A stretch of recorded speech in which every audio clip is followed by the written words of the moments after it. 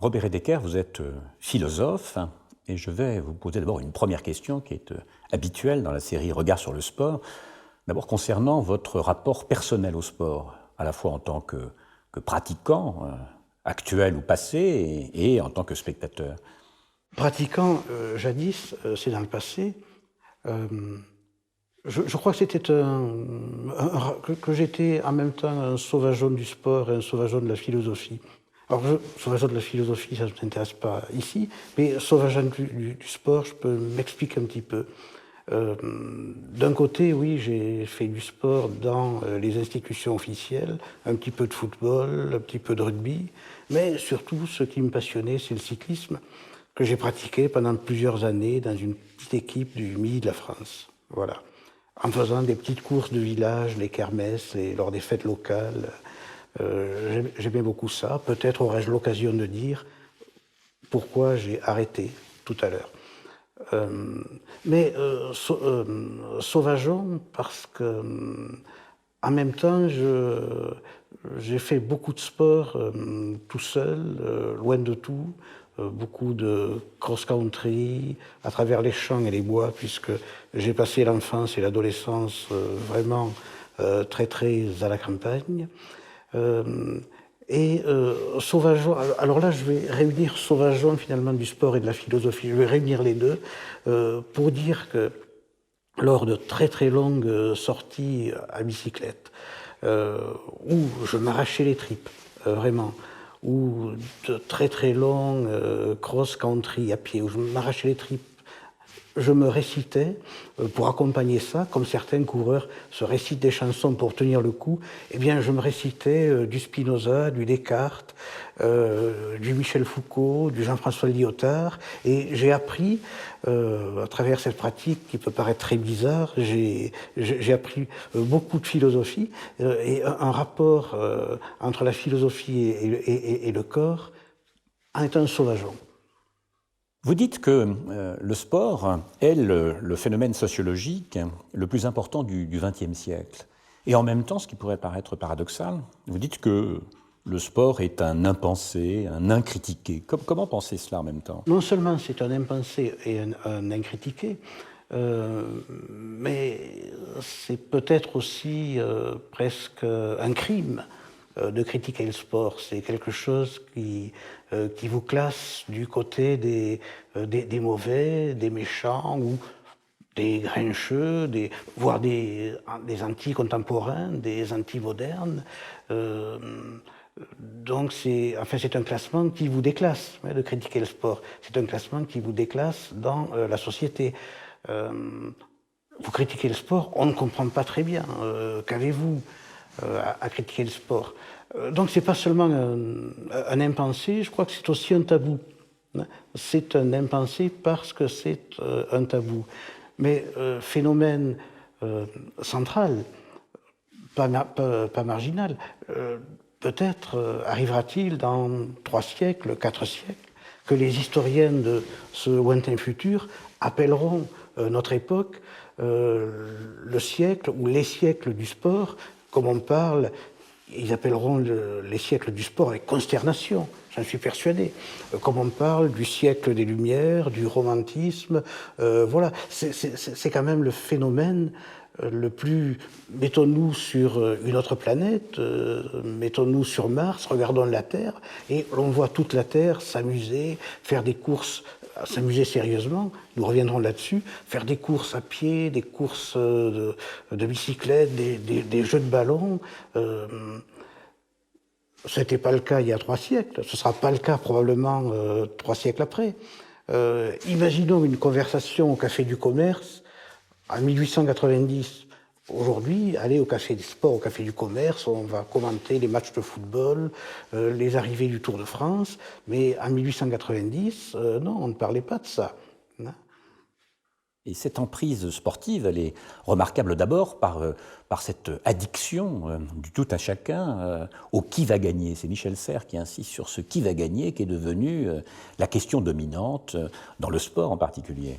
Oui, alors l'emprise, c'est, avant que ce soit la question de qui va gagner, c'est l'emprise sur les corps et sur les esprits. Nous parlions il y a 2 minutes du Café du Commerce. La plupart des conversations dans les lieux publics roulent sur le sport et sur les résultats sportifs, du football, du rugby, etc. Donc c'est emprise sur les âmes, mais sur la convivialité, puisque c'est le sujet de conversation. Emprise sur les corps. Chacun fait du sport, va aller faire du fitness. Enfin, il y a le modèle sportif qui prend les corps, et qui va gagner? Bon, alors, est-ce que qui va gagner? Ça résume l'emprise du sport. J'ai été frappé ce matin, en lisant le journal L'Équipe, ceci: l'Union cycliste internationale s'apprête à déclasser Marco Pantani, après avoir déclassé Lance Armstrong, Floyd Landis, Alberto Contador aussi, il y a 2 ans. Donc, alors finalement, est-ce que l'important, c'est qui va gagner? Pas sûr, puisque c'est pas important que Pantani ait gagné. Ça aurait pu être un autre. Il y a dans le sport une interchangeabilité des vainqueurs. Regardez la Coupe d'Europe, la Champions League de football, ce sont finalement toujours les mêmes clubs, les plus riches. Alors, est-ce important qui va gagner? Alors, j'en suis moins sûr, voyez-vous, que Michel Serres. Je crois que l'enjeu, c'est autre chose. Cette emprise sportive, ce n'est pas qui va gagner, c'est insuffler le plus fortement possible, de manière capillaire, à la fois dans la société, dans l'esprit et dans les corps de chacun d'entre nous, le tropisme à la compétition et à la performance. C'est plutôt ça qui va gagner. Au fond, ce qui est important, c'est qu'il y ait des compétitions, que la vie soit compétition, que l'existence sociale soit compétition, et que ce soit axé sur la notion de performance. Mais qui dit performance dit évaluation. Bon, alors, qu'est-ce que c'est que l'évaluation? L'évaluation, c'est, on pourrait dire, c'est quelque chose de très bien. C'est le classement, c'est fait pour que tout le monde s'améliore, c'est suivant le bon sens. Mais enfin, pas du tout. L'évaluation dont le sport donne le paradigme, c'est plus du tout ça. L'évaluation, c'est avant tout l'humiliation. On évalue pour humilier. On évalue par sadisme. Vous voyez, donc il me semble que l'enjeu n'est pas simplement qui va gagner. Il y a d'autres notions qu'il faut articuler pour comprendre ce que c'est que l'emprise sportive. L'emprise sportive diffuse l'impératif de l'évaluation qui, dans les sociétés actuelles, organise l'humiliation de chacun. On va revenir à la rivalité qui est au cœur de tout cela, mais d'abord, vous associez de très près le sport et la guerre. Vous parlez d'une institution déguisée de la guerre euphémisée.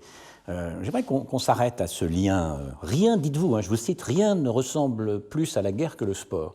Alors, c'est Ronald Reagan qui a dit ça. Ah bah alors, très bien. Alors commentons cette phrase. C'est Ronald Reagan qui a eu cette formule. Ça ne signifie pas que le sport, ce soit la guerre euphémisée. Ça signifie que c'est vraiment la guerre. Là, c'est autre chose. Parce que l'euphémisation, ce serait plutôt la théorie de l'affaiblissement de la violence par le processus de civilisation. Enfin, vous connaissez. Au cours des siècles. Théorie assez contestable. Mais l'assimilation entre le sport et la guerre, c'est que finalement, dans le sport, il y a pas seulement l'affrontement entre les nations, affrontement total entre les nations. Il ne faut pas regarder la guerre uniquement du point de vue du général. C'est-à-dire, le général dira, oui, c'est l'affrontement entre deux armées, l'affrontement entre deux nations, mais il faut plonger au cœur de la bataille. On peut le faire, par exemple, avec un auteur comme Jünger, Ernst Jünger, grand témoin de la guerre de 14, et ce dont il nous parle, c'est l'affrontement guerrier entre les hommes, entre les individus, parce que la guerre, c'est ça, c'est pas l'affaire du général. Et dans le sport, dans un match de football ou de rugby, puisque nous voyons à l'écran les All Blacks, je pense, oui, ce sont les All Blacks, il se passe la même chose. Récemment, un ancien grand joueur de rugby m'a dit ceci, et alors ça va éclairer complètement le propos que je viens de tenir. Quand je tapais une chandelle, le mec en face, j'avais envie de le tuer. Le mec en face qui allait me disputer, j'avais envie de le tuer. Bon, dans les tranchées de 14, au moment de l'assaut, c'est ça. Voilà. Donc il me semble que dans la compétition sportive, nous parlions là de matchs de rugby, l'état psychologique, c'est le même que entre individus, c'est le même que celui de la guerre. D'où le propos de Reagan, je crois qu'il touche très juste, et ça n'a rien à voir avec l'euphémisation.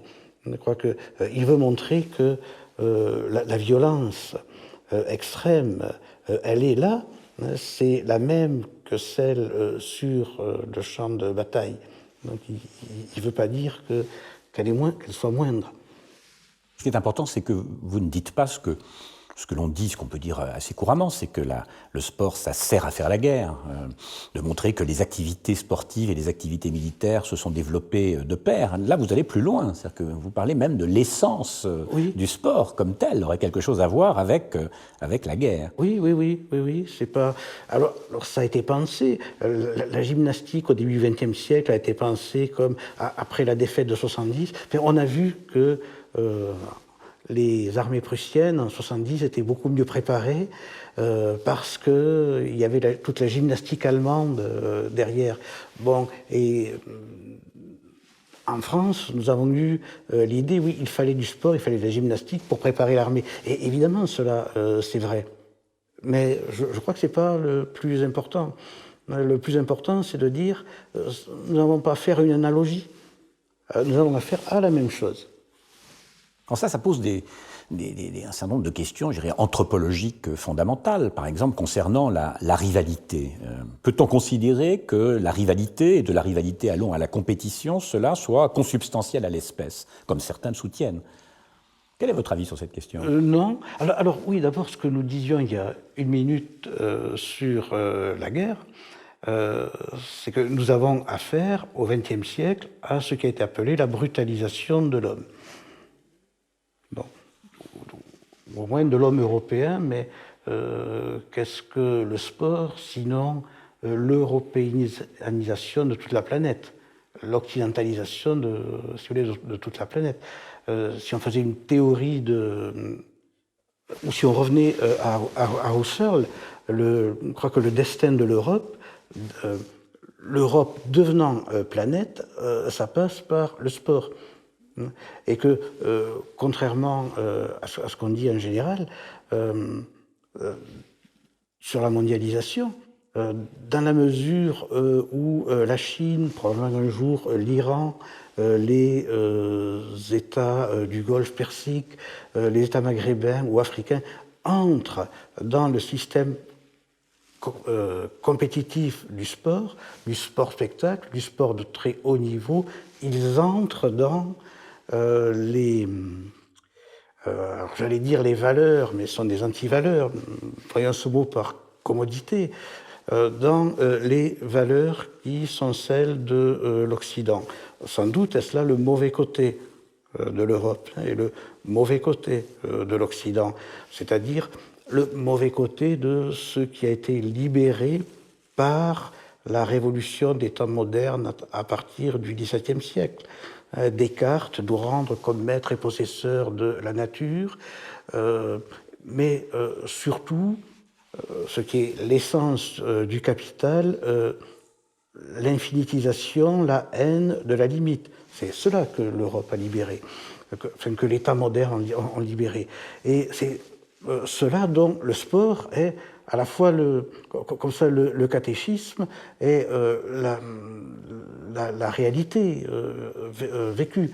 Et tant dans la mesure où les civilisations extra-européennes entrent dans le système sportif, elles adoptent à la longue ce que l'Europe a créé au moment de la révolution des temps modernes. Si vous voulez, ça peut être l'Iran s'intéresse au football.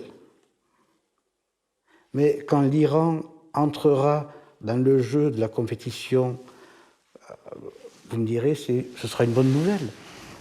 Sait-on jamais. Mais quand l'Iran entrera dans le jeu de la compétition, Coupe du monde de football, etc., très sérieusement, et adoptera les, entre guillemets, valeurs sportives qui sont à l'origine des valeurs européennes modernes du XVIIe siècle, eh bien, l'Iran s'européanisera, s'occidentalisera.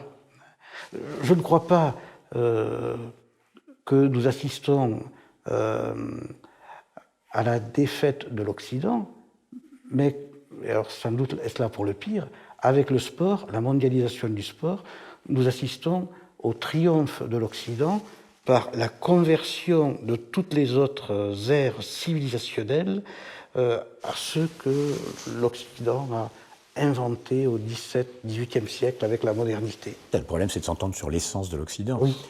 Mais oui, en fait, ça n'est un des aspects. Voilà. Hein, si vous voulez. Bien sûr. Et non, parce que le mauvais côté, je dirais même que c'est son mauvais côté. La face sombre. Non, parce que quand on parle de rivalité, de compétition, enfin la rivalité et les compétitions, c'est pas tout à fait la même chose, mais les ethnologues, par exemple Lévi-Strauss ou Pierre Classe, ont très bien montré que, par exemple en Amérique du Sud, chez les Amérindiens, il y a bien des formes de jeu qui peuvent fonctionner sur des manières de rivalité, mais qui ne sont pas des compétitions et qui ne conduisent pas à des évaluations, disons, au terme de cette compétition. Oui, clastre la guerre contre l'État, empêchant, sans que ce soit une finalité consciente, l'émergence d'un pouvoir étatique. Dans l'agone ou la rivalité qui est apparemment consubstantielle à l'existence humaine, il n'y a pas nécessairement mesure, évaluation, classement, mémoire de ce classement. Il n'y a pas le fanatisme du chiffre qui est propre au sport. Mais enfin, s'il est propre au sport, je crois que ce fanatisme du chiffre, c'est d'abord le capital, hein, si vous voulez. Bon, et ça s'articule, enfin, la naissance du sport en Angleterre, au début du XIXe siècle, c'est au moment de la révolution industrielle et au moment où le capitalisme a vraiment pris son essor et part à la conquête, pour combien de temps on ne sait pas, mais part à la conquête de la planète entière. Et puis, n'oublions pas que chez les Grecs, par exemple, l'agone, la rivalité, ça va de pair avec la philia, c'est-à-dire que l'amitié suppose aussi une sorte de rivalité, d'émulation entre les amis. Oui, dans une équipe de football, dans le sport-spectacle, il ne peut pas y avoir d'amis. Paul Lyonnais a très bien, dans ses livres sur le sport, Paul Lyonnais a très bien montré que tous les joueurs d'une équipe de football sont certes solidaires en tant qu'équipe, mais sont tous rivaux à mort entre eux, parce que le public ne donnera sa faveur qu'à 2 ou 3 d'entre eux. Dire que la compétition n'est pas la compétition entre le Paris Saint-Germain, le Real Madrid ou le FC Barcelone, c'est la compétition entre les joueurs dans chaque équipe pour être l'un des 2 ou 3 que planétairement le public élira. Et alors, vous deviendrez à la fois une idole et un milliardaire.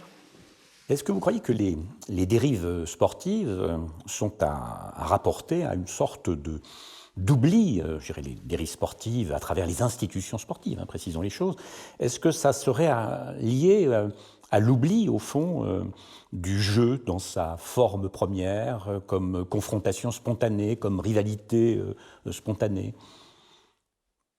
On peut penser qu'une institution comme l'Église catholique n'a pu exister, et c'est un catholique pratiquant qui vous dit ça, bon, n'a pu exister et n'a pu perdurer dans le temps que parce que elle a dû faire oublier le message de départ. Bon. Et qu'à chaque instant, elle doit faire oublier à chaque croyant la foi qui est débordante. Au fond, l'institution est là pour canaliser, et cette canalisation suppose un oubli organisé. Je suis persuadé que dans le sport, cette structure-là se répète. Au fond, pourquoi, lorsque nous sommes enfants ou adolescents, pourquoi aimons-nous le sport? Bon, d'abord, enfin, il y a plusieurs explications. D'abord parce que le sport donne un sentiment d'immensité. Voilà. Parce qu'il est anti-égologique, tant qu'il n'est pas institutionnalisé. C'est-à-dire, finalement, ça n'est pas le culte du moi, hein, comme le fera le sport commercial avec voilà, le culte de la personnalité du sportif.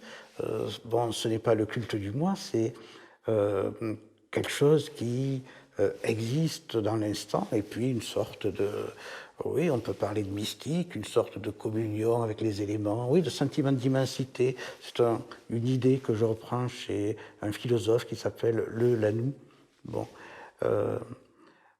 c'est pour ce sentiment d'immensité que nous pratiquons du sport dans la jeunesse. Bon, c'est aussi pour le jeu. Le jeu qui est la liberté. Et les institutions sportives détruisent cela. Parce que le jeu, finalement, c'est dangereux pour le sport organisé. Même, je me souviens d'un joueur, des joueurs de rugby comme Joe Mazzo, des choses comme des gens comme ça. Les institutions les regardaient, ils ont des fantaisies pendant les matchs de rugby, c'est très dangereux, il faut que ce soit... voilà. Et le sentiment d'immensité, c'est très dangereux aussi. On préfère organiser c'est-à-dire tout ramener au moi. On préfère organiser le culte du moi, puis le culte de la vedette. Hein. Voilà, vous êtes avant-centre, ça c'est votre poste, mais le jeu, non. Le jeu, vous débordez ce poste-là. Alors, tout à fait au début, vous posiez une question sur ma pratique personnelle. Et alors, maintenant, je peux apporter une précision. Je vous parlais de sauvageon, une précision de sauvageon. Voilà, lorsque j'étais étudiant en philosophie, tous les samedis matins, pendant 3 ans, oui, ça durait 3 ans, je participais à un match de football entre universitaires, étudiants, qui était à la fois tout à fait réglé, mais tout à fait institutionnel. Nous n'avions même pas d'arbitre. Nous n'avions pas d'arbitre. C'était sur un terrain de la cité Daniel Fauché à Toulouse, où aujourd'hui, je crois, il y a le Casino Barrière. Et nous nous retrouvions là. Voilà, 11 contre 11. Mais les postes n'étaient pas fixes. Voilà, on variait, on faisait ça à la fois avec sérieux, mais ce n'était pas le sérieux institutionnel. Je crois que la 3F aurait bien aimé cadrer ça, mettre un nom sur les équipes, mettre un arbitre avec un chronomètre, mais non. Bon, quand il y avait des fautes, des brutalités, il y avait des fautes, des brutalités, il y avait les sanctions que donnent les arbitres, mais finalement, nous les donnions nous-mêmes. C'est être un sauvageon, je crois, un sauvageon dans le sport. C'est le jeu, mais c'est l'antisport. Là, nous sommes dans le jeu antisport. L'institution ne peut pas supporter qu'il n'y ait pas d'arbitre, que les équipes ne soient pas déclarées à la 3F. Voilà. Donc finalement, ce qui a été perdu, si je vous suis bien, c'est l'aspect presque dérisoire du sport. Oui, dérisoire. Et il faut que le sport soit dérisoire. Parce que, bon, en fait, à quoi assistons-nous? Le sport, c'est central dans nos sociétés. D'abord, ce n'est pas un divertissement. Pourquoi ce n'est pas un divertissement? Parce que le sport dit à chacun de nous ce que nous devons être. Le sport rappelle à chaque instant, à chacun de nous, ce que c'est qu'un homme contemporain, à quoi il doit être ordonné, pourquoi il doit vivre. Alors la réponse, nous avons déjà parlé, c'est pour être compétitif, etc. Donc ce n'est pas un divertissement. Chez Pascal, le divertissement pascalien, c'est l'oubli au fond. C'est pour oublier sa condition. Donc c'est un éloignement de sa condition. Mais le sport, ce n'est pas pour oublier sa condition, c'est pour y ramener. Pour ramener à chaque instant à ceci, voilà ce que vous devez être. Bon, pour ça que j'ai parlé de l'accord de La Chèvre de M. Seguin. Bon, alors donc ce n'est pas un spectacle, ce n'est pas dérisoire, c'est central. Or, à mes yeux, en effet, oui, sans doute au début du XXe siècle, à la fin du XIXe, le sport c'était dérisoire. C'était dérisoire. Dans les journaux, il y avait quelques entrefilés sur les premiers résultats sportifs dans l'histoire du sport. Oui, dans certaines classes sociales, on regardait encore le sport de haut en estimant que c'était dérisoire. Mais je crois en même temps que si l'on regarde le sport comme quelque chose de dérisoire, on peut à la fois prendre du recul, le considérer dans sa vérité et le remettre à sa place. Donc vous avez souligné les rapports essentiels du sport et de la guerre. On pourrait aller plus loin et montrer que le sport s'est assez remarquablement adapté à tous les régimes politiques, et en particulier, on le sait bien, au grand totalitarisme du XXe siècle, que ce soit le totalitarisme fasciste ou le totalitarisme stalinien.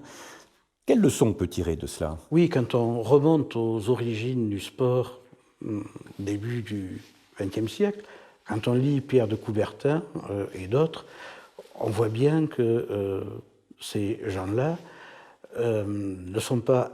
Et donc l'idée qu'ils se font du sport, que ce n'est pas incompatible avec les totalitarismes qui allaient naître. Bon.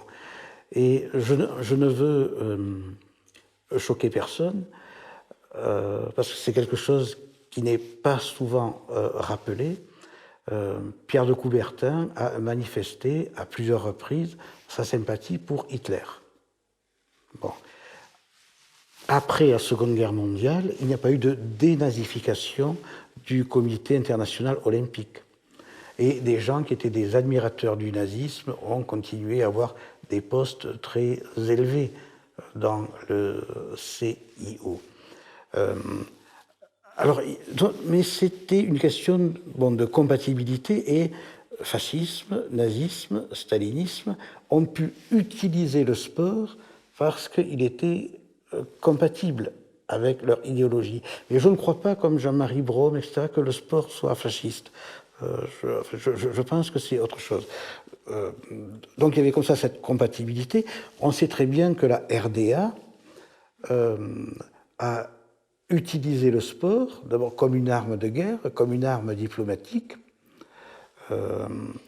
dans les années comme ça, 70, c'était un régime post-stalinien. La RDA, un régime tout à fait déplaisant.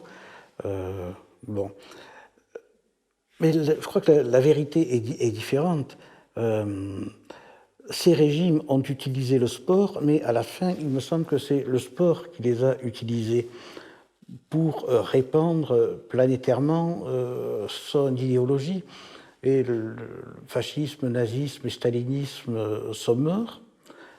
Le sport est toujours là, avec la même idéologie que sous le fascisme, le stalinisme et le nazisme. Et ce n'est pas une idéologie fasciste, hein, c'est l'idéologie, en quelque sorte, comme ça, du capitalisme absolu, alors j'aime pas dire ou du libéralisme absolu, c'est-à-dire l'idéologie de la guerre de tous contre tous, ou de chacun contre chacun, de la loi du plus fort, la légitimation de la tricherie, très important, la légitimation de la tricherie. Tant que vous n'êtes pas pris, eh bien, vous avez bien fait, hein, c'est ça. La performance, bon, et ça, c'est plutôt proche de l'essence du capitalisme que de celui du fascisme ou du nazisme, hein, si vous voulez. Et l'autre chose, l'autre grande différence, il me semble, c'est que dans le fascisme et le nazisme, le sport était la production d'un collectif. On produisait, servait à produire un être collectif. Voilà. L'Allemagne de la RDA, c'est frappant, c'est ça. Le sport produit un peuple qui est un être collectif. Alors qu'aujourd'hui, ce qui reste du sport, c'est la production d'individus. Pourquoi devez-vous faire du sport ? Pour vous produire comme être en pleine santé, avec un corps sain dans un esprit sain, enfin des choses comme ça. Pourquoi les salles de fitness, si vous voulez. Et le phénomène de la vedette sportive aujourd'hui, qui est donc très de la star sportive, qui est très différent de la vedette d'il y a 4-5 décennies, c'est le football a produit tel et tel individu. Donc on est loin du fascisme et du nazisme. On est loin des totalitarismes du XXe siècle. C'est-à-dire que le sport ne sert plus un régime particulier, c'est clair, mais parfois à lui seul, il paraît, sinon relevé d'un totalitarisme, il est à lui seul totalisant. Enfin, c'est une sorte d'idéologie totalisante. Oui. Et cette idéologie totalisante qui est au service de l'économie, qui sert des impératifs productivistes. Voilà. Parce que, bon, il est délicat, difficile de dire que le sport soit un totalitarisme. Pourtant, il nous fait vivre dans un univers qui a quelque chose de totalitaire, dans la mesure où on ne peut pas lui échapper. Vous ne pouvez pas ignorer qui est Lionel Messi ou qui est Lance Armstrong. Vous ne pouvez pas vivre sans avoir sous les yeux des résultats de football ou d'hockey sur glace, tout ce que vous voulez. Vous ne pouvez pas vivre sans que des gens autour de vous vous en parlent, ou sans que les métaphores sportives, sous la forme d'injonctions, vous atteignent dans la bouche d'hommes politiques, de chefs d'entreprise, en faisant mes courses récemment dans un supermarché, j'ai eu la chance de tomber sur un cadre qui parlait à ses chefs de rayon. Mais alors, comment leur parlait-il ? Mais comme dans les vestiaires, parce que j'ai connu les vestiaires de football et de rugby, mais comme dans les vestiaires, l'entraîneur, le coach, comme on dit aujourd'hui, parle aux joueurs. On voit le débordement du modèle sportif dans tous les domaines de l'existence. Et alors que leur disait-il à ces vendeurs ce cadre ? D'abord, c'était très sadique. Si vous n'atteignez pas tel chiffre, c'est fini pour vous. Je tendais l'oreille. Si vous n'atteignez pas tel chiffre, c'est fini pour vous. Mais alors, qu'est-ce que ça veut dire si vous n'atteignez pas tel chiffre ? Comment vous allez faire pour l'atteindre ? Vous serez obligé d'être malhonnête.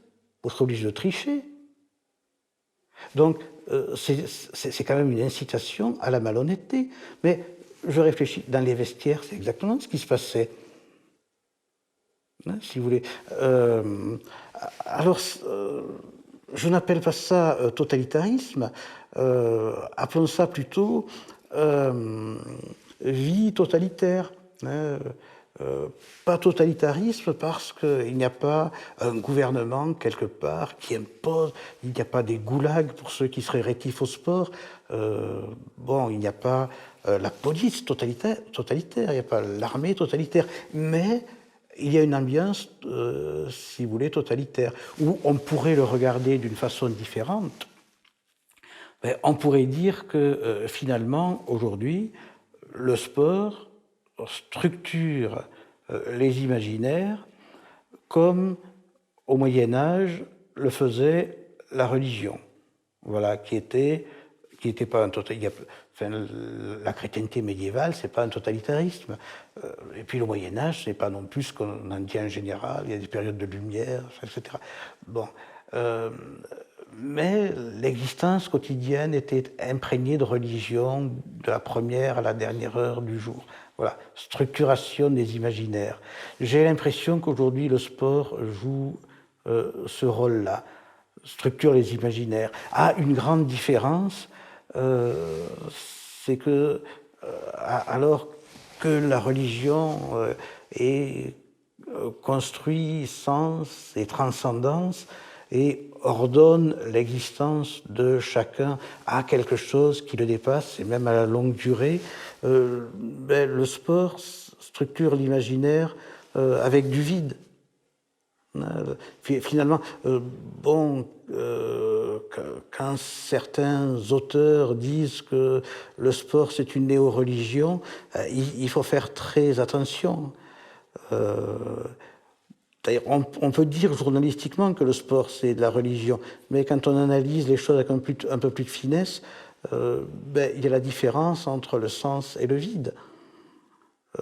C'est-à-dire entre ce que pouvait donner aux hommes du Moyen-Âge la religion, c'est-à-dire l'espérance, et ce que peut donner le sport, le spectacle sportif, rien. Donc c'est intéressant, c'est à la fois de mettre en relation le phénomène sportif dans sa forme contemporaine et peut-être la fin, entre guillemets, du politique, parce qu'il y a un triomphe de l'économie, de l'économisme dont le sport est un symbole, et puis du post-religieux, parce qu'il y a tout de même dans le sport des formes de religiosité nouvelles, sans dire que le sport est une nouvelle religion. Il y a des formes de religiosité, il y a des formes de superstition nouvelles. Ces images, par exemple, là, sont assez significatives. Oui. Le crucifix sur fond de filet de football. Oui, et quand le vainqueur de la Coupe du Monde de football ou d'autres coupes lève la coupe, ça, il y a une ovation généralisée, c'est un geste sacerdotal. Cette Coupe de France ou Coupe du Monde, la Coupe Jules Rimet, bon, et dans ce cas, évidemment, au-delà des spectateurs du stade, enfin, il y a au sens propre la catholicité du football, c'est-à-dire le message universel faisant comme ça une église. Mais la différence, c'est évidemment les valeurs. D'abord, c'est du TOC, et puis c'est religion TOC, et puis les valeurs que ça transporte. Et là, on revient à l'économisme ou au post-politique. D'abord, l'individualisme au mauvais sens. Quel est le mauvais sens d'individualisme? C'est l'individualisme de masse, des choses qui ont été critiquées déjà par Marcuse, c'est-à-dire l'individualisme d'individus qui sont tous exactement les mêmes jusque dans leurs aspirations les plus profondes, mais il faut préciser, ce sont des aspirations fabriquées, parce que si c'était les mêmes dans leurs aspirations les plus profondes, spontanément, humainement les plus profondes, c'est autre chose. Bon, donc l'individualisme de masse, c'est le clonage des individus avec des aspirations fabriquées, usinées et diffusées comme ça par les multinationales du divertissement. Bon, donc c'est la catholicité de cet individualisme de masse qui est ordonné à la production, la consommation, le culte probablement de l'argent, hein, le veau d'or. Quand on regarde l'argent qui est donné à un joueur de football, à Messi, c'est le veau d'or aussi. Une belle image d'ailleurs. Ouais, Messi, ne jouons pas sur le signifiant, oui. mais entre à la fois une sorte de croix, un côté prédicateur, un côté grand prêtre, c'est une image qui concentre pas mal des choses que nous sommes en train de dire. Oui, mais quel est son message? Le message, c'est faites la guerre tous contre chacun et soyez en compétition permanente, recherchez la performance et comme ça vous deviendrez meilleur. Mais alors quel est le sens de meilleur aujourd'hui? Ce n'est pas l'excellence des Grecs. Ce n'est pas l'excellence des Grecs et ce n'est pas non plus devenir un honnête homme ou quelque chose comme ça, ou quelqu'un de vertueux, ou bon, meilleur aujourd'hui, ça veut dire devenir le plus fort. Voilà, c'est-à-dire c'est une perversion issue, enfin, que le sport a permis et qui touche et qui touche l'éducation, l'école. Nous voulons faire éduquer, élever, faire des individus qui soient meilleurs ou nous voulons que vous deveniez les meilleurs. Mais je crois que dans ce discours, la pédagogie a perdu le sens de meilleur. C'est-à-dire, dans l'école aujourd'hui, meilleur, ça veut dire meilleur sur le marché du travail, meilleur dans la course à l'emploi, meilleur dans la course à la réussite. Avec toujours aussi cette ambiguïté qui fait partie de la grande mythologie moderne, c'est ce que disait la femme philosophe Simone Weil, hein. C'est cette articulation du quantitatif et du qualitatif, l'accroissement de la performance, l'accroissement des forces productives, chez Marx par exemple, qui produirait des sauts qualitatifs, comme si cet accroissement donnait du meilleur. On est au cœur, au fond, de la réflexion.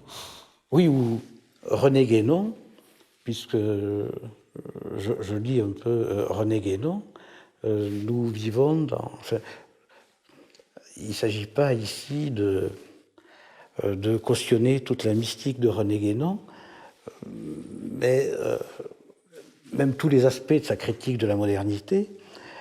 Mais bon, dans sa critique de la modernité, la formule du règne du quantitatif, c'est-à-dire pour lui, bien sûr, nous sommes dans une civilisation déspiritualisée et qui va à sa perte. Peut-être se trompait-il sur cet aspect-là, du fait que nous vivons sous le règne uniquement du quantitatif, et cela depuis Descartes. Bon, alors on retrouve ce règne du quantitatif dans l'économie, dans le sport, mais hélas aussi dans la pédagogie, qui a perdu le sens de ce que peut signifier meilleur. Ça nous conduit à se demander si le triomphe de l'idéologie sportive, idéologie globalisante, totalisante, est-ce que ce triomphe ne se fait pas sur les ruines, au fond, des idéologies concurrentes? Est-ce que ce n'est pas la dé-idéologisation, à certains égards, de notre vie intellectuelle, de notre vie politique, hein, qui permet le développement de cette forme d'idéologie, peut-être parfois de pacotille, mais enfin, en tout cas, extrêmement prégnante? Alors, on peut, oui, pour répondre à cette question, on peut se souvenir de 1998. Voilà. Et on peut développer comme ça une critique des intellectuels assez proche de celle qu'a produite Marc Perelman à l'époque. Bon. Que s'est-il passé à ce moment-là? Nous avons vu des intellectuels, auteurs d'œuvres brillantes dans leur domaine, écrire des éloges au football ou à des joueurs de football dans la presse, voire même au sport, absolument consternant. Le sport a permis là à la fois une désintellectualisation des intellectuels qui se sont mis à tenir dans le langage de l'élite intellectuelle des propos qui sont au fond ceux du café du commerce. C'était une étonnante conversion. Donc, désintellectualisation des intellectuels, mais aussi désidéologisation, puisqu'il n'y avait il n'y avait plus aucune analyse du rôle, de la signification du sport dans nos sociétés. Alors certains vont peut-être dire, voilà qui est bien sévère, mais je revendique une double position. Quand j'ai bien le droit à l'ambiguïté ou au privilège de l'ambiguïté assumée, en ayant de l'intérêt pour le sport, y compris pour le spectacle sportif. Je vous ai dit tout à l'heure que j'étais au bord des routes du Tour de France et puis je ne manque que très peu de matchs de rugby ou de course cycliste à la télévision. Et je ne m'intéresse pas plus au football, par exemple. Ça n'a plus aucun intérêt. Et en dehors, c'est-à-dire un regard critique, bien sûr, à la fois sur soi-même, il m'arrive d'avoir honte quand je me regarde dans la glace, d'avoir été heureux de voir une course cycliste ou un match de rugby. Il m'arrive d'avoir honte. Mais je revendique ce double mouvement. Donc je ne suis pas comme certains on pourrait croire, ça m'a été dit parfois, mais vous êtes dans la haine du sport, c'est pas vrai, ce n'est pas vrai du tout. J'ai envie de vous citer une phrase de Georges Canguilhem, le philosophe, qui disait « Une idéologie est une croyance qui lorgne du côté d'une science établie pour en accaparer le prestige ». Alors de quel côté de la science le sport lorgne-t-il? Bon, il y a un côté scientiste dans le sport. Voilà. Alors le côté scientiste, on le voit dans le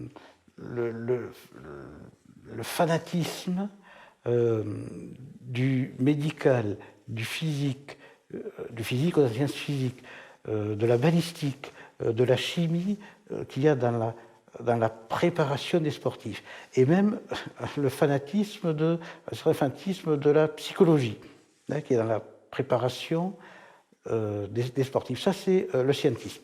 Le scientisme, on le voit aussi dans sa croyance aux chiffres, au classement, aux chiffres, au record. Des sportifs se différencient par rien, un centième de seconde.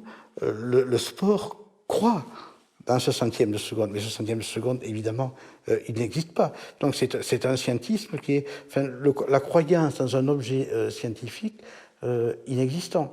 Donc je crois que le sport lorgne vers la science comme idéologie. Ça veut dire qu'il y a une sorte de catéchisme sportif, avec sa théologie, même un peu sommaire, avec son prosélytisme. Oui, le prosélytisme est permanent. Le prosélytisme veut nous faire croire, c'est le prosélytisme que l'on lit dans la presse, que l'on entend lorsqu'on donne des interviews des sportifs. C'est un prosélytisme qui veut nous faire croire que le sport est le remède à tous les maux de la société. Bon. Alors, le sport comme remède au déficit de l'éducation. Mettons plus de sport à l'école, ça ira mieux à l'école. Le sport comme remède à la situation qui est celle de la jeunesse dans les cités de banlieue. Donnons-leur Zidane comme exemple, en oubliant qu'il ne peut y avoir qu'un seul Zidane. Donc le sport va remédier à cela. Évidemment, ça ne remédie à rien, puisque ça ne touche pas aux structures qui... Bon. Le sport comme remède aux difficultés psychologiques que vous pouvez avoir. Faites du sport, cela vous fera du bien. Comme M. Purgon, le poumon, le sport. Bon, le sport comme remède aux problèmes de santé physique. Voilà, ça c'est le prosélytisme qui n'a pas honte de lui et qui est interminable. Et il y a des millions de grands et de petits prêtres qui pratiquent ce prosélytisme. On peut dire aussi que l'emprise sportive, elle est particulièrement remarquable à travers cette idéologie qui discrimine, qui classe, qui oppose et distingue les jeunes aux vieux, les hommes, les femmes, les valides et les handicapés. Donc c'est peut-être là que, d'un point de vue très pratique, l'emprise de l'idéologie sportive est remarquable. Oui. Avez-vous lu ce qu'écrivent journalistes, commentateurs, ce que disent hommes politiques et certains intellectuels? Voilà. La pratique sportive des handicapés est valorisée. C'est très rassurant. Les handicapés sont comme nous. Les handicapés ont envie de devenir comme nous. Bon, mais c'est une valorisation, je trouve, qui est particulièrement perverse. Parce que finalement, un handicapé n'a droit à la dignité qu'à partir du moment où il oublie, refuse ou finalement méprise son handicap et devient comme les valides malgré son handicap, d'où l'admiration pour Pistorius, qu'on peut aussi analyser comme ça sous d'autres aspects. Je trouve ce discours sur le sport handicapé particulièrement déplaisant parce que il est quelque chose qui signifie que le handicap, la souffrance du handicap, n'est pas quelque chose qui en soi est une expérience humaine fondamentale. Nous sommes dans un monde qui est incapable de comprendre ce qu'a écrit Pascal, Prière à Dieu pour le bon usage des maladies. Dire qui est incapable de comprendre qu'il y a dans la maladie quelque chose que les non-malades ne peuvent connaître. Qu'il y a dans le handicap une expérience humaine, une richesse humaine que les non-handicapés ne peuvent connaître. Donc la maladie et le handicap sont aussi des chances. C'est une certaine chance d'avoir un corps très faible par le handicap, parce que celui qui vit cela vit quelque chose auquel les autres ne peuvent accéder. Tenez, je pense à Joël Bousquet. Le poète de Carcassonne, Voilà, le supplicié de Carcassonne. Le poète de Carcassonne, bon, grand écrivain de l'histoire de la littérature française, blessé pendant la guerre de 14, avec son corps détruit, son corps meurtri. Il passera toute sa vie, une longue vie, sur un lit à Carcassonne, et qui avait conscience de ce que lui apportait la singularité de cette situation-là. J'ai lu les livres de Joël Bousquet, mais il n'y a jamais eu chez lui quelque chose de comparable au discours que journalistes et politiques tiennent sur les handicapés à l'occasion des Jeux handisport. C'est-à-dire il n'a jamais cherché à être comme quelqu'un qui peut se remuer, comme chacun d'entre nous.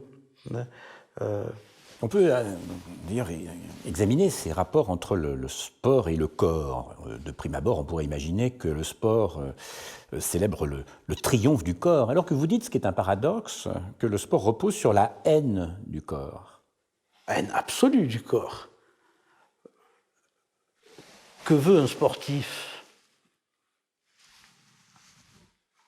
C'est Tom Simpson que nous voyons, qui a poussé la haine du corps, de son propre corps jusqu'au trépas. Non mais que veut un sportif? Qu'est-ce que le corps pour un sportif? Alors, c'est la matière première. Bon, sauf que cette matière première, ce qui gêne beaucoup le sportif, elle est comme Descartes, comme le dit Descartes. Descartes, c'est pas le dualisme du corps et de l'âme, mais c'est le mélange du corps et de l'âme. Donc cette matière première, elle est mélangée avec une substance dont il faut absolument se débarrasser, une substance sans doute rétive, rétive à la fabrication, l'usinage, la fabrication du corps comme une machine à performance et machine à gagner. Alors, j'ai pris cette comparaison avec Descartes, mais on peut aussi le voir autrement. On peut dire, nous avons un corps qui est notre corps spontané. Alors, ça ne veut pas dire notre corps authentique, notre corps spontané, qui est un corps faible. Et ce corps faible doit être détruit pour devenir un sportif. Vous voyez, le sportif, à chaque instant, doit faire attention à ce que le corps ne se révolte pas. Le corps spontané, je veux dire, à ce que le corps ne se comporte pas comme un émeutier et un anarchiste. Un mauvais cheval, vous dites. Le mauvais cheval d'un Platon, qui tirerait du mauvais sens ou qui aurait tout à coup des désirs. Et ce qu'il s'agit de fabriquer, c'est, je reprends une formule à Jean-François Lyotard, à qui je rends hommage là à l'instant même, c'est le corps maître. Le corps maître, alors qu'est-ce que ça veut dire maître? Bon, c'est-à-dire maîtrise, entièrement maîtrisé. Dominateur. Mais voilà, aussi dominateur. Donc contre le corps faible qui s'insurge, qui se révolte. Voilà, qui se révolte, qui se blesse. Hein, qui se blesse au genou, à l'épaule, au poignet pour les joueurs de tennis, qui a des désirs, qui a faim. Regardez cette image. Voilà. Cette image terrifiante Oui. de ces corps qui souffrent. Là, on voit le corps faible dominé, oui. Maîtrisé par le corps maître. Oui. Et donc cette entreprise de domestication, cette entreprise de maîtrise, c'est un processus à l'œuvre dans l'activité sportive. C'est le cœur de l'activité sportive.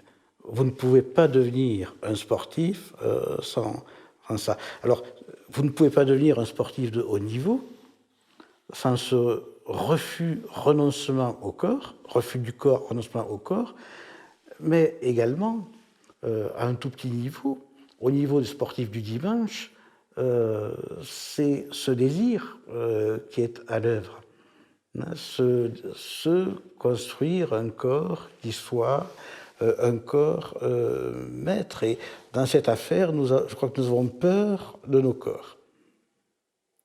Alors c'est une peur différente de celle que l'on rencontre. Je suis un grand lecteur de Thérèse d'Avila, donc c'est très intéressant de croiser le rapport au corps de la mystique et du sport. C'est quelque chose qu'on ne fait pas assez souvent. C'est assez proche, paradoxalement.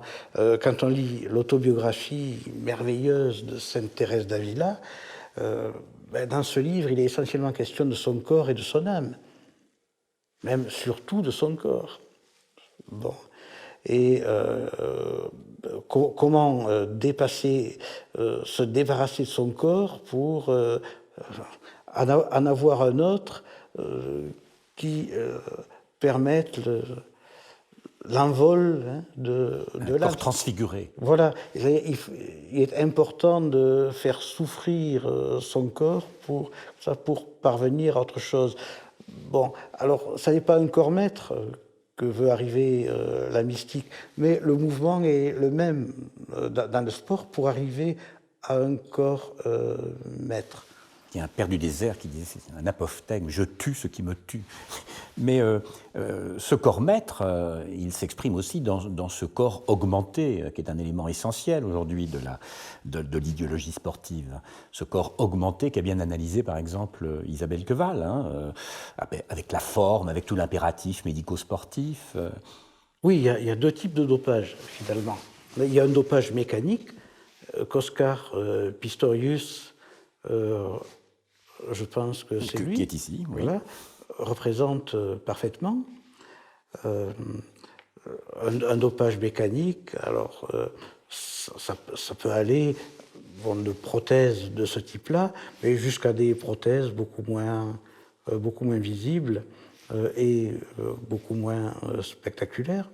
Et un dopage médical, chimique, biologique, qui est la transformation profonde du corps pour fabriquer, dans les deux cas, donc un corps augmenté, pour fabriquer un champion.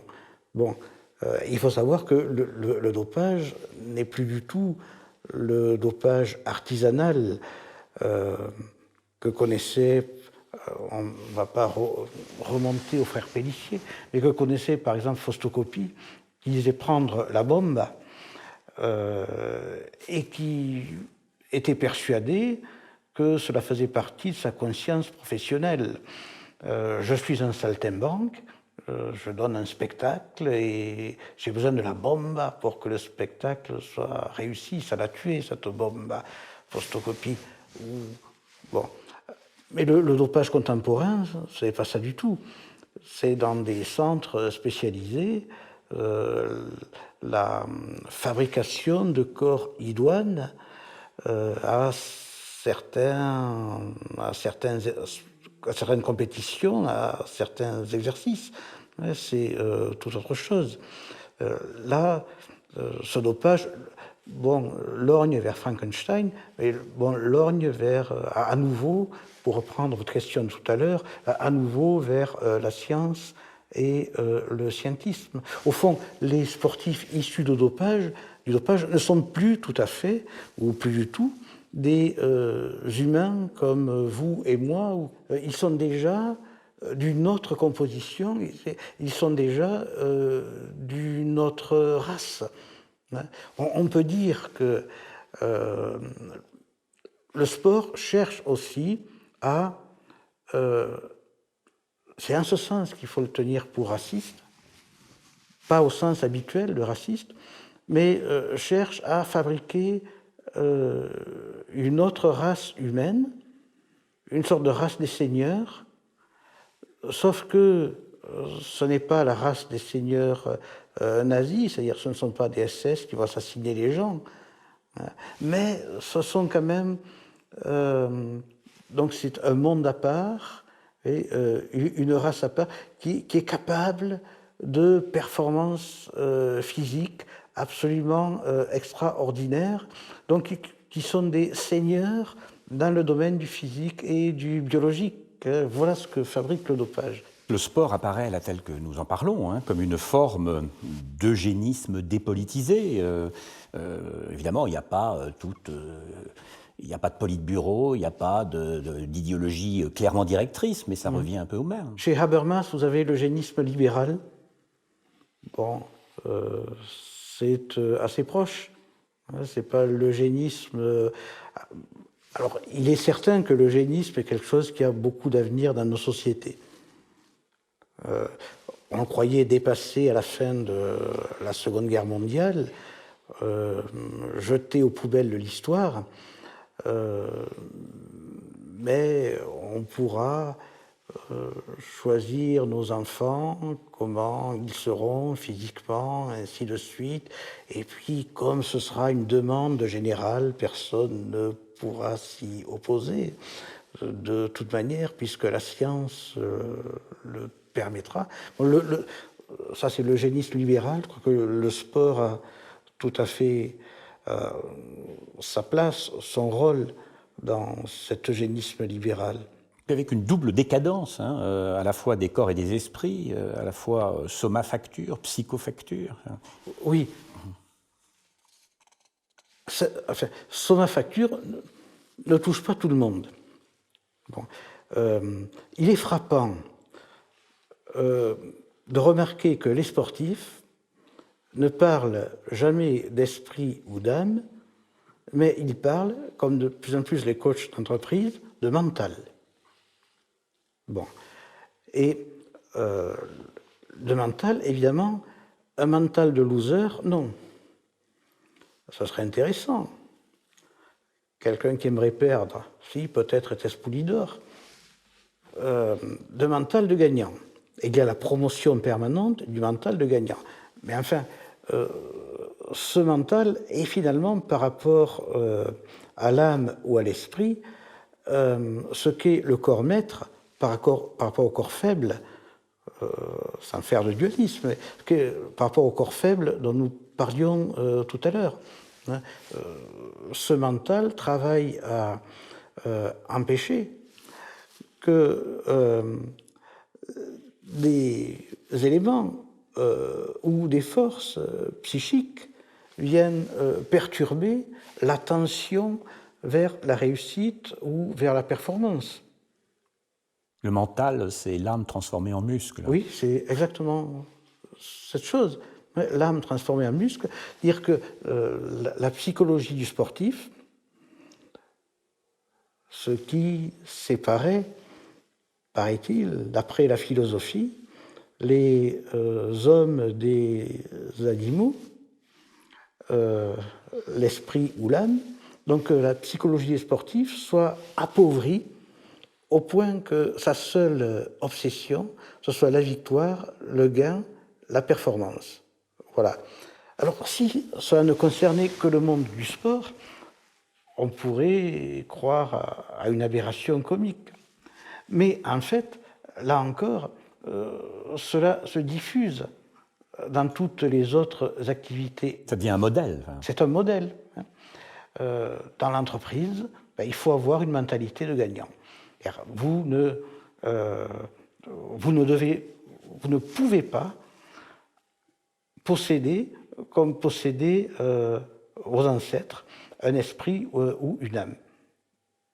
Vous ne pouvez pas avoir la complexité humaine. C'est une guerre aussi. Ce mental, c'est une guerre contre la complexité humaine. C'est quelque chose de... ce n'est pas anodin du tout, ce triomphe du mental. Ce n'est pas anodin du tout, cette substitution du mot mental au mot âme et au mot esprit qui était traditionnel dans nos sociétés. Et la société sportive tentaculaire, est-ce qu'elle ne tend pas vers une sorte de nouvel universalisme qui serait celui d'un corps sans souci, hein, le nègre humain, on aurait une sorte d'homme sans souci. Comment peut-on penser cette catégorie, hein, le souci qu'on emprunte à Heidegger, oui. Disons aux philosophies de l'existence, entre guillemets, ou Kierkegaard. Oui. Alors, comment peut-on penser cet homme sans souci que nous promettrait au fond la société sportive dans son achèvement? Oui, c'est un homme très différent des formes anthropologiques précédentes, qui elles-mêmes ont été différentes depuis l'Antiquité grecque, mais je crois que c'est le fond de la chose, c'est l'articulation de chacun d'entre nous avec quelque chose qui est soit du domaine de la longue durée pour certains, soit du domaine de la transcendance pour d'autres. Voilà. Le souci, c'est donc à la fois le souci pour soi, le souci pour autrui, mais finalement aussi pour le temps et pour l'histoire. Si bien, au contraire, l'homme sans souci, usiné par le sport et par les industries du divertissement, je peux citer Renaud Camus, il les appelle les industries de l'hébétude. C'est joli comme formule, une industrie de l'hébétude. La télévision, Disneyland, l'industrie de l'hébétude. donc d'hommes qui vivent uniquement dans le présent, devenus incapables ou inaptes, n'ayant plus accès à cela, à leur articulation à quelque chose qui est de l'ordre de la longue durée, ou même qui est d'ordre métaphysique. Donc ici, il y aurait un processus de trivialisation de la vie, Oui. Qui irait de pair avec une sorte de crétinisation de la vie, disons ça entre guillemets. Mais enfin, en tout cas, l'homme qui ne penserait plus qu'à la fête, on ne peut pas ne pas penser à Homo festivus. On pense à Homo festivus, on pense à Philippe Muret. Alors on voit qu'on est avec ce type d'homme très très loin.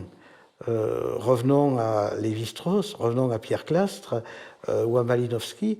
On est très très loin de l'homme des origines, de l'homme primitif, qui lui est l'homme hanté par le souci, qui n'est pas du tout l'individu moderne. Alors, l'individu moderne ou Homo festivus, c'est-à-dire l'homme dont tout l'imaginaire est articulé au cosmos, au rôle. C'est un imaginaire cosmique. L'individu moderne est plutôt acosmique.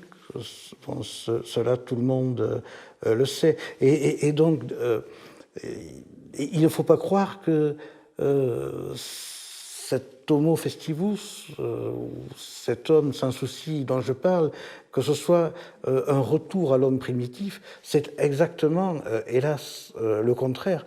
C'est une rupture avec l'homme. Et le message que je porte là est à la fois un message désabusé, assez triste, mais c'est aussi un message humaniste, c'est-à-dire un message de valorisation de ce qu'a été l'homme jusqu'au type de société déshumanisante, négumanisante, dans lequel nous sommes entrés, et processus dans lequel le sport a une importance centrale. Oui, ce processus de déshumanisation, il est remarquable dans le caractère de plus en plus fragile de la séparation, au fond, du corps animal et du corps humain. Si on pose une distinction, comme le faisait d'ailleurs Heidegger, marquant très bien le fossé ontologique qui séparait le corps animal du corps humain, on pense à une réflexion d'Hannah Arendt lorsqu'elle parle de l'animal laborans et de l'homo faber, oui. Celui qui est pris dans le cycle et la répétition, et l'homo faber qui produit une œuvre. Oui, dans sa magnifique lettre sur l'humanisme, Heidegger dit que le corps humain, biologique, est quelque chose d'essentiellement autre qu'un corps animal. Voilà. Ça, c'est une formule très, très intéressante, qui signifie, au contraire de ce qu'ont pensé les philosophes jusqu'ici, ce qui distingue les hommes des bêtes, c'est l'âme ou c'est l'esprit. Non, dit Heidegger, c'est le corps. C'est le corps qui n'est pas le même, ce qui laisse entendre que finalement l'homme est peut-être le seul être à posséder ce qu'on appelle un corps. Que les animaux, bon, sont ce qu'ils sont, mais ne possèdent pas un corps. Elle est là, la grande idée de Heidegger. Or, nous vivons dans une époque comme ça, de telle confusion conceptuelle qu'on s'imagine que l'homme a une partie animale qu'est le corps. Voilà. Ou bien on s'imagine comme ça qu'il est tout animal. Je crois qu'avec Heidegger, et c'est quelque chose que favorise le sport. Le sport pousse dans cette direction-là. Donc je le trouve déshumanisant dans la mesure où il nie le fait que l'homme seul possède un corps. Ça, c'est la déshumanisation sportive. On peut aborder la dimension spectaculaire du sport, on en a déjà parlé, le sport spectacle. Vous avez à cet égard une formulation qui est très claire, qui a le mérite d'être sans ambiguïté. Vous dites que le sport, c'est l'anti-jeu et le jeu, c'est l'anti-sport. Voilà une formule qui peut faire du bruit. Oui. Alors d'abord, sur la notion de spectacle, il me semble que le spectacle constitue l'enjeu politique, en philosophie politique, le plus important. C'est quelque chose que Platon avait découvert, pas seulement dans La République. Bon. Pourquoi ? Parce que le spectacle, c'est finalement un triple cordage, une triple liaison. Il permet le rapport de lier chacun à lui-même, de le lier aux autres et de le lier à la cité. C'est finalement le spectacle, sous toutes ses formes, qui fait société, qui permet à une société d'exister dans la mesure où il assure la circulation d'un imaginaire commun qui est une sorte de colle.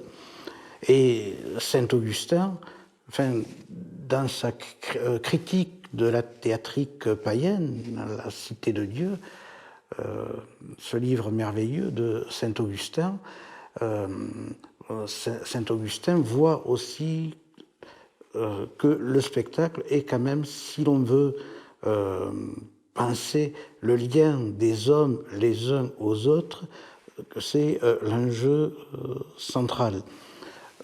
Donc ce n'est pas un hasard que le spectacle sportif ait autant d'importance à un moment de reformation anthropologique, c'est-à-dire à un moment où, alors j'allais dire une bêtise, j'allais dire l'on cherche à former, mais c'est pas l'on cherche, il n'y a pas, mais il se cherche, mettons, à un moment où il se cherche à former, fabriquer les hommes différemment, et le sport est le spectacle politique central, même si c'est dans une perspective post-politique. Alors, bon, le spectacle refuse le jeu. Alors, mais vous dites, en termes de théâtre, vous dites n'importe quoi. Le théâtre, c'est le jeu des acteurs. Non, mais c'est pas en ce sens-là que je l'entends. Le spectacle refuse le jeu comme débordement de la liberté en dehors du cadre institutionnel. Mettons que, comme la lave dans un volcan, que le jeu et le sport, on peut faire une analogie entre le volcan et la lave, et le jeu et le sport. Et le jeu, c'est ce qui est en dessous, ce qui menace d'éruption, donc ce qui finalement permet la vitalité, mais ce qu'il faut en même temps toujours contenir et sans doute toujours nier pour éviter l'explosion de l'institution. C'est-à-dire que si l'on veut jouer, il ne faut pas faire de sport. Et si l'on fait du sport, c'est que l'on ne veut plus jouer, que l'on refuse le jeu. Ça, c'est le cadre général. La vérité est plus nuancée. Pourquoi un sportif de haut niveau, soumis à des contraintes démentes, continue-t-il d'aimer un petit peu encore ce qu'il fait? C'est parce qu'il y a dessous cette lave. C'est parce que cette force du jeu est toujours présente. Ça signifie que le jeu est aussi le tabou du sport. C'est les deux, ça n'est l'énergie et le tabou. Bon, peut-être aussi comme la libido chez Freud, le rapport entre le jeu et le sport. Enfin, ça a quelque chose à voir avec le rapport, l'articulation entre libido et tabou. Parce que, bon, on pourrait dire aussi parce que le jeu a une certaine gratuité, entre guillemets, alors que le sport est pris aujourd'hui plus que jamais dans des impératifs de rendement, d'efficacité, de performance. Donc la fracture, elle est aussi là. Oui, le jeu est spontané et universel. Et vous parliez tout à l'heure de l'agone ou de la rivalité universelle spontanée, alors que le sport ne l'est pas. Il est spontané, gratuit, dans toutes les formes humaines connues, étudiées. Il y a le plaisir qui est le plaisir du jeu et qui a besoin de l'épine, de la rivalité. Mais on reste dans l'amitié qui a besoin de cette pointe-là. Le sport, c'est autre chose. Alors nous avons vu, c'est de la politique. Ça a été souvent de la politique dans l'histoire. Aujourd'hui, c'est de l'économie, c'est des marchés. En ce moment, cela aussi c'est récurrent, c'est le mercato. Voilà, l'achat et la vente de joueurs de football entre les clubs.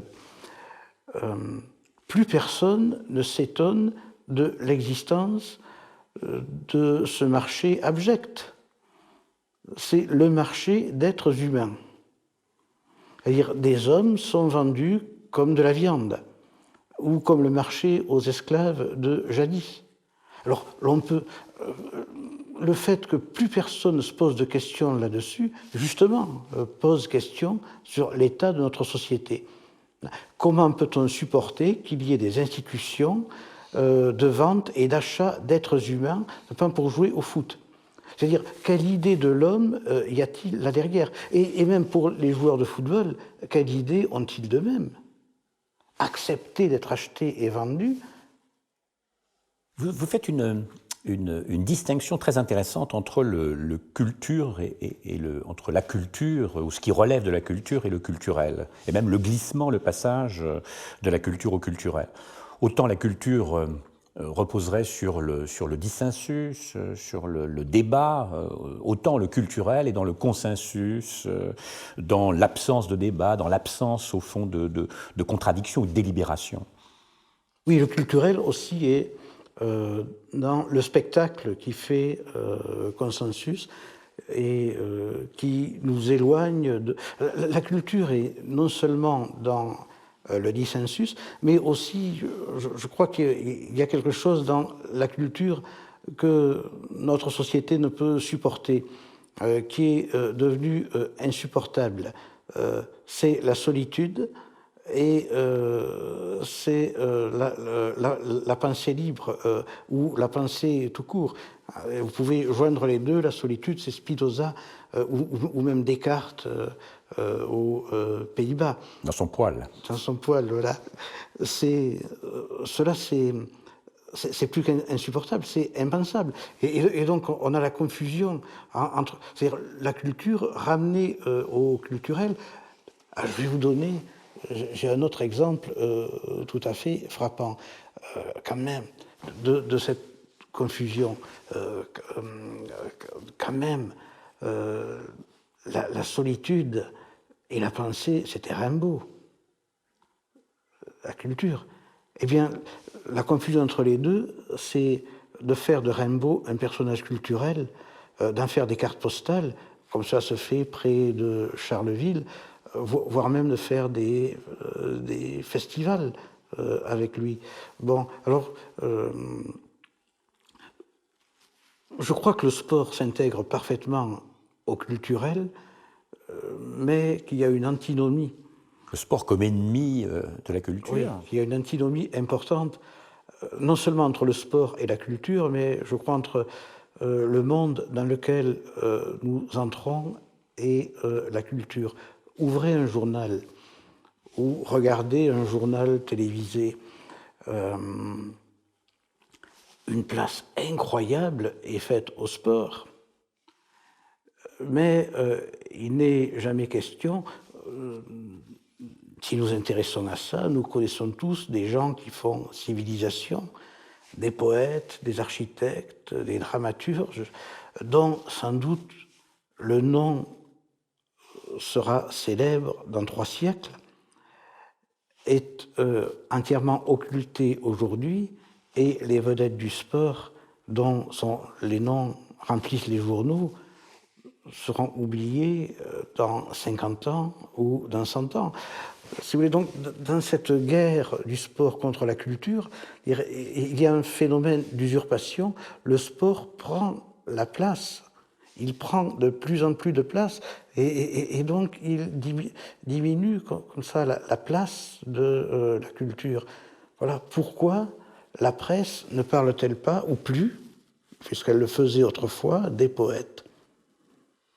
Alors, il faudrait parler ici, ça nous permet de rejoindre ce que nous disions tout à l'heure à propos de Philippe Muret. Vous parlez d'un ludodrome, enfin, notre planète qui est devenue un lieu, au fond, de spectacle, de divertissement organisé, institutionnalisé même. Là, on peut se demander quelle place pour la culture. D'abord cela. Hier, j'ai regardé, pas seulement parce que je connais bien la région, une étape du Tour de France qui allait de Bastia à Ajaccio. Bon.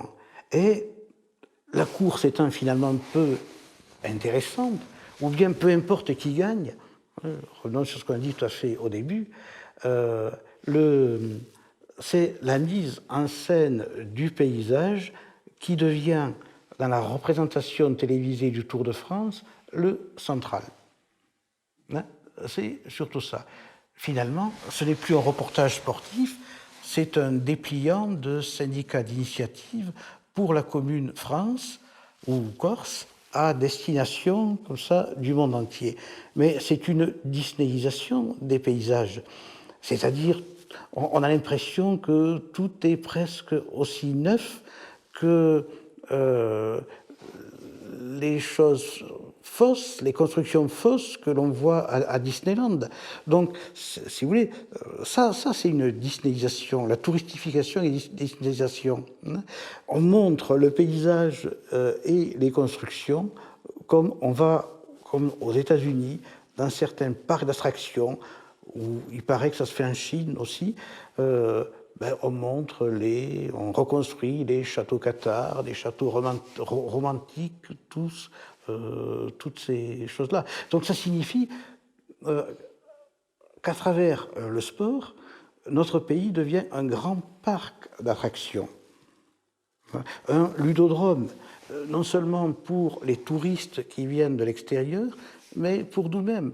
Nous allons nous éclater dans les montagnes du Luberon, sur les plages de Normandie ou du Pays Basque en faisant du surf, et nous voyons nos propres paysages comme ça, comme un parc d'attractions. De même que nous voyons l'histoire à travers les vestiges archéologiques qu'elle a laissés.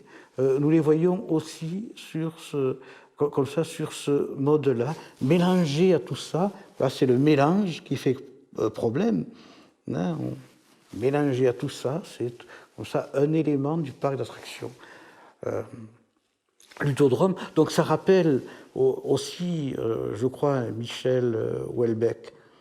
Je pense aussi à des remarques de Régis Debray, là, des remarques qui sont très proches de ce que vous dites, lorsqu'il parle des stades comme des flamboyances sans reste, de spasmes participatifs, d'intensité sans souvenir ni perspective.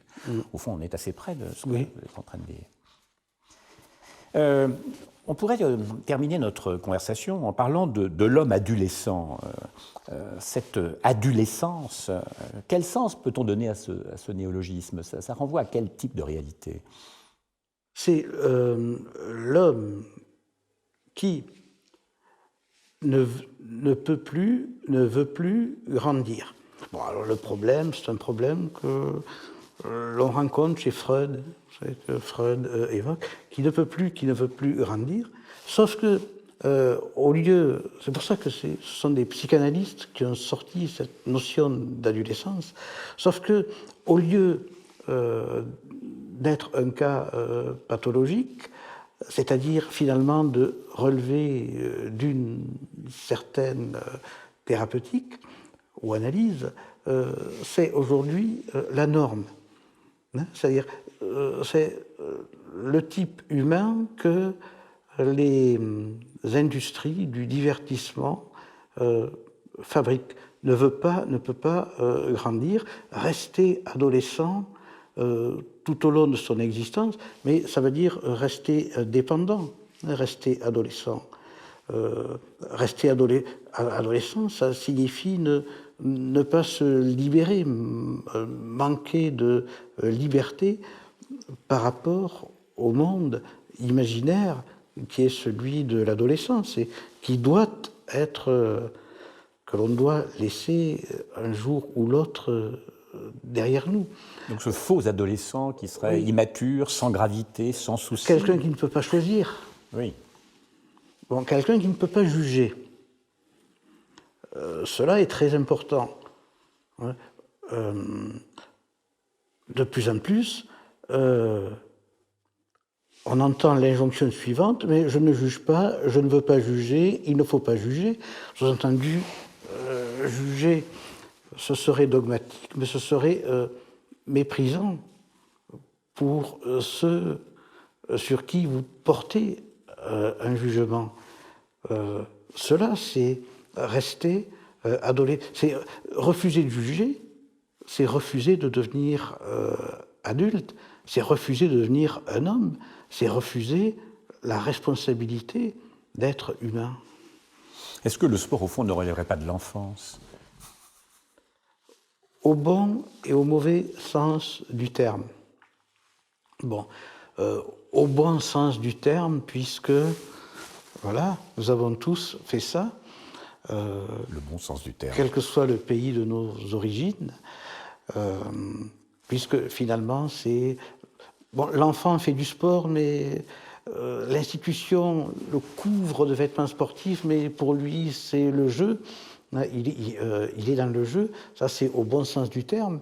Au bon sens du terme, quand nous nous intéressons à des spectacles sportifs, c'est évidemment sur fond de nostalgie de l'enfance. Pourquoi la personne qui est devant vous s'intéresse aux courses cyclistes? Je crois avoir trouvé. Il y a quelques jours, je me suis souvenu que dans la dernière classe de CP, dans la dernière classe maternelle, un jour, un gamin que j'aimais bien, d'origine portugaise, il y en avait peu à l'époque, a passé une journée à dire des choses sur Faustocopie. Voilà. Et ça m'a marqué. Peut-être était-ce le jour, je crois que c'était en janvier 60, où Faustocopie est mort. Il était enterré fin 60. Donc c'est la nostalgie de l'enfance qui est, non seulement du jeu, mais aussi d'éléments de l'enfance, qui est présente dans notre intérêt pour les spectacles sportifs, mais aussi l'enfance au mauvais sens du terme, c'est-à-dire au sens où l'on reste mineur toute son existence. Et je suis assez proche de Kant là-dessus. Quand même, il s'agit de sortir de l'état de minorité, et la liberté, c'est de sortir de cet état de minorité. C'est-à-dire, on peut revenir sur le mercato dont on parlait tout à l'heure. Eh bien, les joueurs, c'est pourquoi c'est scandaleux le mercato. Les joueurs de foot qui acceptent d'être vendus comme de la viande sur un mercato sont dans un état de minorité, autrement dit pré-lumière ou inhumain. Et ça, c'est le mauvais sens du sport lié à l'enfance. La minorité, si elle persiste, quand ce n'est plus l'âge de persister. Mais serions-nous, pour reprendre une expression de Renaud Camus, serions-nous des inhéritiers? Vous parlez de tous ces héritages avec lesquels on rompt cette absence, au fond, de mémoire, de continuité. Et dans quelle mesure le sport ferait, en particulier, de nous des inhéritiers? D'abord parce que le sport, c'est le contraire, je crois, de l'histoire. Voilà. Le sport, nous avons parlé tout à l'heure d'interchangeabilité, peu importe qui a gagné et quand. C'est le contraire de l'histoire, c'est l'anecdote. Bon. Et l'importance prise par le sport dans nos sociétés, je crois qu'elle se fait... Bon, c'est le contraire de l'histoire, ça signifie c'est l'articulation au temps court, l'être humain prisonnier de l'instant, qui est dans l'instant comme dans une cage, et qui ne peut plus voir. Il y a eu beaucoup de critiques du présentisme, vous citiez Baudrillard par exemple, bon, et qui ne peut plus voir au-delà de cette cage. Le sport favorise cela. Au contraire, la culture était l'héritage dans la mesure où elle plaçait chaque être humain en face d'une longue durée, que ce soit celle de la littérature, de la philosophie, de la patrie, de la nation, de la famille. De la famille, et dans certaines familles, où on remonte jusqu'à Saint-Louis, quelque chose me frappe. Georges Politzer est mort au mois de mai 1942, au temps des cerises. Je dis au temps des cerises parce qu'il aimait la commune, les communards, fusillés par l'occupant allemand en entonnant la Marseillaise. Voilà. Donc lui, le philosophe révolutionnaire, communiste, a vraiment... Bon, et la Marseillaise, c'est la France. Donc il a articulé sa mort comme ça à une double très longue durée, c'est-à-dire mort pour la France, mais aussi mort pour certaines idées que la République représente. Je crois peut-être la génération de la Résistance a été la dernière génération à accepter de mourir en face de la longue durée, donc d'être articulé à ça. Et il me semble que la perte de la culture, c'est la perte de cette liberté-là, c'est-à-dire s'être échappé de la prison du présent.